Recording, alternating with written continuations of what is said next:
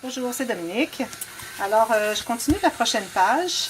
Je voulais vous montrer seulement ce que j'ai terminé ici avec celle qu'on a faite ici. Alors, je vais vous montrer celle qu'on a terminée tout à l'heure. Alors, ici, on a l'onglet rotatif. Premièrement, j'ai mis une petite carte ici parce que je voulais reproduire ici. On a le petit dessin, le même qui est de différentes couleurs. Je crois que c'est la même couleur même, avec le fond qui est différent. Alors, voilà. Alors, on a cette page qui ouvre ici comme ça. Ici, elle est aimantée. Et on a une petite carte ici. Et puis, celle-là ici ouvre comme ça aussi. Alors, c'est ça. On ouvre ici en premier. On ouvre comme ça. On ouvre comme ça. Avec une carte. Et voilà, c'est seulement ça. Et puis, comme de raison, on a ça qui ouvre après. Voilà. Ici, j'ai fait une pochette pour cacher la couture. Alors, c'est ce qu'on a fait l'autre. Alors là, on commence une autre page. Voilà. Alors là, la page habituellement, alors là, on a le côté qui est la doublure, mais on va travailler de l'autre côté. Alors, si on regarde les autres modèles qu'on a fait, on avait toujours la page qu'on collait ici, on faisait une interaction ici à l'intérieur, mais ici, on va faire différemment. Alors, j'ai regardé une vidéo de Kona Raven. C'est en anglais, mais bon, c'est très intéressant. Et puis, vous pouvez très bien voir, même si vous ne comprenez pas l'anglais, vous allez très bien voir son album. C'est très, très interactif. Elle est une de mes scrappers préférées pour me donner des bonnes idées. Alors, ce qu'on va faire, c'est que cette page, je vous mettrai le lien et à la minute de cette page qu'elle a fait, qu'on va tenter de reproduire. Comme ça, vous allez pouvoir le voir et puis peut-être le faire si vous voulez différemment. Mais je crois que ça va fonctionner. Si vous voyez cette vidéo maintenant, c'est que ça a fonctionné. Sinon, je vais l'effacer et puis on refera une autre page. Alors voilà. Alors de la façon que ça ouvre, alors je vais le mettre comme ça ici. Premièrement, on s'assure d'être en haut. Alors la flèche ici. Alors premièrement, elle a une flappe qui ouvre comme ça, avec un aimant. Elle le ferme. Elle en a une autre. On pourrait mettre même un petit... Je pense que je vais mettre un petit ruban ici. Ensuite, on a une autre qui ouvre comme ça. Oups, un petit peu là. Comme ça. Et ici, moi, j'avais trop de papier. Je crois que je vais faire une pochette. Ensuite, elle ferme ceci. Ensuite, elle l'ouvre comme ça. Et elle a une autre. Un petit peu, oui. Elle a une autre qui est à l'intérieur comme ça. Qui ouvre comme ça. Ici encore, j'avais trop de papier. Et je vais donc le coller. Je veux dire, faire une petite pochette en collant les côtés. Et elle ferme tout ça. Et une fois qu'elle l'a fermée, elle dit, et en plus, on a celle-là. Alors, c'est vraiment plusieurs flaps, et j'aime beaucoup, beaucoup ces interactions. C'est ce que je tente de faire de plus en plus dans mes albums. Alors, on va tenter de faire cela. Premièrement, j'ai maté le fond. Je n'aurais pas dû. J'aurais dû attendre de coller ces deux papiers ici. Ces deux... Attendez un petit peu, il faut que je me mélange, là. Alors, je vais devoir coller ces deux-là ensemble, premièrement, et puis ensuite le coller ici. Alors, ce que je ferai, c'est que j'ajouterai une pochette. Alors, premièrement, la façon que j'ai mesuré premièrement ce grand morceau ici. Alors, j'ai laissé quand même une petite distance ici. C'est à votre guise si vous voulez avoir au complet. Bon, alors j'ai fait comme ça. Je me suis assurée de faire une couture. J'ai fait même un gousset. J'ai fait un petit gousset de... Faudrait que je le corrige ici. Alors, je dirais de 2 mm. Alors, parce que je veux y avoir des choses à l'intérieur, là, on doit avoir un gousset. Ça, c'est une des interactions où on doit avoir des goussets. Alors, ça, comme ça. Alors, j'ai mesuré jusqu'environ ici, parce qu'elle ne se rend pas au complet ici. Et puis, j'ai plié le reste ici. Je crois que j'ai coupé. Non, j'ai pas coupé. Alors, c'est ici. Ensuite, j'ai coupé un autre morceau qui va être à l'intérieur ici. Comme ça. Alors, une fois qu'elle a ouvert celle-ci, elle la ferme. Celle-ci doit dépasser, je dirais, 1 cm à peu près. L'important, c'est que les deux, celui qu'on va avoir ici, dépassent d'autant ici. Alors là, ici, lui, tourne comme ça. Il va être collé ici. Et puis, ici, ça va être la pochette que j'ai. Je n'ouvrirai pas plus parce que c'est trop. C'est comme pas assez. Alors, j'ai mesuré cette largeur-là, je l'ai fait plus court un peu. Et quand j'arrivais à ce que j'avais besoin, le restant, je l'ai plié. Vous pouvez le couper tout simplement si vous ne voulez pas avoir cet extra. Alors, vous pouvez le couper, c'est plus simple. Mais moi, bon, j'aime bien garder mes morceaux d'extra et tout simplement les coller pour faire des pochettes. Alors, j'ai mesuré ça et j'ai fait une couture ici. C'est pas nécessaire d'avoir un gousset parce qu'il y a seulement ça qui va être à l'intérieur. Ensuite, ça va s'ouvrir comme ça. Et à l'intérieur ici, elle a une autre page. Alors, j'ai mesuré encore la largeur exacte de l'autre qu'on a de l'autre côté et la longueur pour que, une fois qu'elle est entrée ici, que ce qui dépasse ici est la même chose qu'ici. Alors ça, c'est à peu près. Je ne sais pas si je suis précise, mais ça me paraît bien. Alors, on a celle-ci, on a celle-ci, on ferme tout ça, on ouvre ici, on ouvre une autre ici, on ferme tout ça et on ouvre la dernière qu'on avait déjà préparée avant.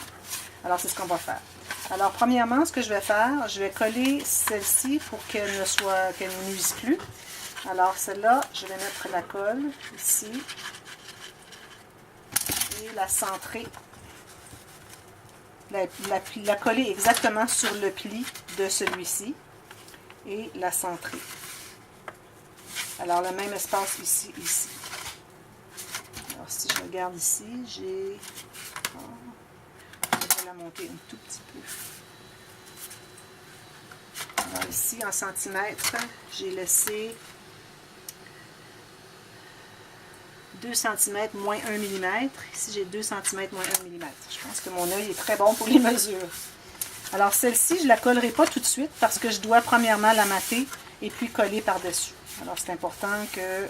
Parce que si on colle tout de suite, ensuite, c'est difficile d'avoir un papier qui va ici puis qui rentre un petit peu à l'intérieur parce que, idéalement, c'est d'avoir le papier qui continue un peu en dessous. Il ne faut pas qu'on voit le brun. Alors, si je mets tout le papier ici, ensuite, je colle ça, ça va être fait. Alors, notre première est bien, on s'assure que ça plie bien ici. Alors, la première est faite. La deuxième, ça va être celle-ci qu'on va coller à l'intérieur, ici. Il faut que ça soit la même mesure que l'autre qu'on vient tout juste de coller. Alors, dans le fond, tout ce qu'on a à faire, c'est coller ces deux morceaux. Et puis, on a presque toute l'interaction de fait. Ce qui est très bien. Finalement, c'est ces interactions avec les pages qui... des flaps qui flippent et floppent de tous côtés, c'est vraiment facile. Tout ce qu'on a à faire, c'est vraiment de penser comment les ouvrir, qu'est-ce qu'on voudrait voir comme interaction d'intéressante et surtout qui donne qui provoque des wow de nos auditeurs ou de nos clients potentiels ou des personnes à qui on offre nos produits qu'on a fabriqués. Alors, tout ce qui me resterait maintenant, c'est de coller ceci. Mais là, je vais biseauter parce que un crayon ciseau. Parce que là, je suis au bout. Les autres flaps, j'étais comme... C'était ici, c'est pas nécessaire de biseauter parce qu'on va couvrir tout ça de toute façon. Alors, voilà. Alors, j'ai mis ma colle. Je vais en mettre un peu plus. Je crois que j'en ai pas mis suffisamment. Et je vais centrer encore. Question d'avoir la même distance ici, en haut et en bas. Et puis, je vais le faire arriver tout juste sur le côté de mon papier. Question d'avoir ça ici et d'avoir ces deux ici qui sont, je dirais, égales. Alors, moi, je ne sais pas si c'est comme ça qu'elle l'a fait. Je ne regarde pas souvent les tutoriels parce que je m'amuse un peu à... Question de garder mon cerveau actif à l'âge que je suis rendue. Il faut que je commence à penser à des exercices mentaux pour garder mon cerveau actif. Et alors, j'essaie de figurer comment les interactions ont été bâties, juste à regarder quand les personnes présentent l'album, comment est-ce qu'elles manipulent les flaps, etc. Alors, je trouve que ça nous permet de pouvoir créer des nouvelles pages parce qu'on comprend les principes au lieu de juste copier. Alors voilà. Alors ce que je vais faire ici, je vais probablement faire un petit... parce que les aimants, je vais vous dire, c'est très très dispendieux. Alors j'aimerais plutôt utiliser un peu quelques rubans. On n'en a pas du tout ici. Alors je vais mettre un ruban de lui à lui. Alors il se défait comme ça. On le rattache. Et puis ensuite, il va y avoir un aimant. Et puis ici, même chose, un ruban qu'on réattache. Et puis ensuite, on a un aimant. Et puis, ici, on a un aimant. Alors, ça va faire 1, 2, 3 aimants juste dans une page. Alors bon, cet album sera plus, plus dispendieux que ceux que je fais à l'habitude à cause du coût de la production. Alors, je mate tout ça. Alors, je vais vous montrer rapidement comment on doit mater. Alors ici, comme je vous dis, si j'avais collé ceci avant de mater, j'aurais tout couvert ça ici, ce qui aurait été l'idéal. Mais bon, je prendrai une bordure quelconque et puis je vais cacher, puis en même temps, ça fera un petit espace pour insérer quelque chose, ça fait une décoration. Alors, c'est pas dramatique, mais idéalement, ça aurait été la façon de le faire. J'ai été un petit peu trop vite à vouloir préparer cette vidéo. J'ai dit, bon, je vais prendre l'avance, je vais tout de suite mater ça, mais ça n'aurait pas été la bonne chose à faire. Et puis, ce que je peux faire aussi, peut-être, je vais poser des aimants avec vous, parce qu'il me reste encore un petit peu de temps. Alors, ce que je vais faire, ici, il aurait fallu que j'en mette un dessous, mais là, il n'y en est pas question. Tout est collé. Alors, je vais en mettre un ici. Alors là, je ne vais pas le mettre ici comme de raison, parce qu'on va avoir une... je ne sais pas si je suis là... alors, je vais mettre le premier ici. Toujours à au moins 3/4 de centimètre à 1 cm de distance du bord ici, et de chaque côté finalement. Alors je vais en mettre un autre ici. Idéalement, ça aurait été de le mettre sous. Alors vous voyez que ça aurait été mieux de planifier mon affaire avant de commencer à coller. Mais j'essaie de préparer le plus possible avant de commencer à enregistrer les vidéos parce que ça prend moins de temps pour les films. Alors, celle-ci est déjà posée. Alors, vous voyez, alors, ça va être une pochette, ça va être collé ici, ça va être plus solide, alors ça va vraiment faire clic. Ici, on va avoir un ruban. Ici, on va avoir un ruban pour attacher ces deux-là. Alors, ici, entre les deux, on va avoir un autre aimant. Ici, j'ai deux plus. Je vais voir si je peux en mettre moins quelque part ici. Oups, excusez. Attendez un petit peu. Bon, je peux pas, j'ai pas accès. Alors, je vais l'arranger autrement. Alors, je vais en mettre un ici. Je n'ai pas accès à cause de la caméra est sur mon rangement. Alors, je vais en mettre un autre. Je n'ai pas non plus le collant. Bon, tout est serré sous la caméra. Je ne peux pas tout briser mon montage. Alors, je vais mettre un aimant. Je vais mettre la colle du ruban collant des deux côtés. Et puis, je vais le fixer ici. Et puis, je vais mettre des rubans ici. Est-ce que j'ai des rubans? Petits rubans. On va faire ça. On pourrait mettre plus d'aimants, mais bon. J'ai envie de faire un petit peu différent aussi. C'est bien de ne pas copier 100% ce que les autres font. Avoir un petit peu de mérite pour notre création. Bon, j'ai pas le ciseau. J'ai pas le ciseau pour prendre lui. Et puis un autre petit morceau. Oups. Oh! Ça coule quand on le laisse. Alors ici, je m'assure que tout est bien droit. Alors je vais mettre mon autre. Je vais le mettre derrière. J'ai un aimant derrière. Je pense que je vais le mettre ici quand même. Ici, mon autre ruban. Tout juste à côté de mon aimant. Ici, on va le couper. Ici, la tout tenir ensemble. J'ai de la colle après les doigts. Je ne veux pas partir partout. Essuyer après un papier ici. Bon, alors voilà. Alors ici, j'ai mes deux rubans et on s'assure qu'ils soient bien alignés. Alors ces rubans-là vont être ici. Et puis, je vais en mettre un autre ici. Question. On essaie d'avoir un peu de symétrie. Ici. C'est ce qu'on tente de faire. J'ai un ruban ici.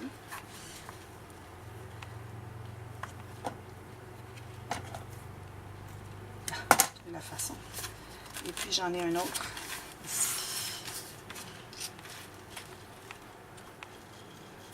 On semblait être très proche, mais quand on va avoir tout maté nos papiers, on va avoir un petit peu de distance entre chacun.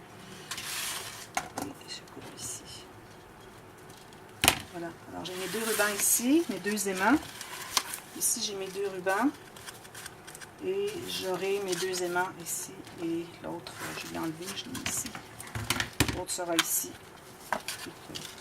Bon, regardez ce qu'on vient de faire.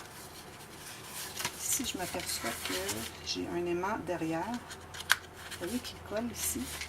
Mais il ne collera plus si j'enlève ça. Je vais en mettre vraiment un autre.